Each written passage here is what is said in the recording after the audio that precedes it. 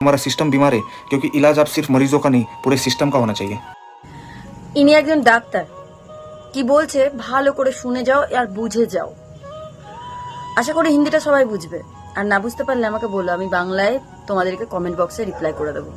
Management कहता है इस महीने आईसीयू में इतने बेड भरने चाहिए, ओटी खाली नहीं रहनी चाहिए, जो मरीज ओपीडी में है उसे भर्ती कराओ चाहे जरूरत हो या ना हो।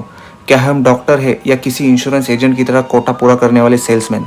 रोज मीटिंग होती है, कितने नए पेशेंट लाए, कितने टेस्ट लिखे, कितने रेफर किए सर्जरी के लिए। ना पूछो कौन बचा कौन गया, ना पूछो वाकई किसे इलाज की जरूरत थी।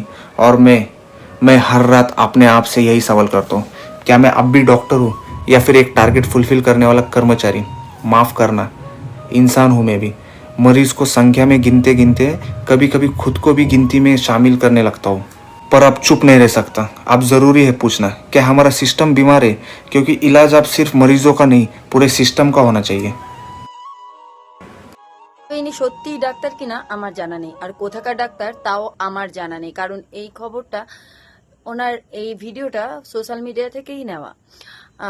যদি তোমাদের মনে হয় যে সত্যি এইরকম কিছু হচ্ছে, তবে তোমরা অবশ্যই কমেন্ট বক্সে কমেন্ট করে জানাতে পারো যে কোথাও এরকম হচ্ছে কিনা, কারণ এই যে করোনা নিয়ে প্রচুর প্রচুর কিছু রটছে এখন। তো যাই হোক, সবাই সুস্থ থেকো, সাবধানে থেকো, নিজের কেয়ার করো, নিজের বাবা মায়ের যত্ন নিও, ভালো থেকো, নমস্কার।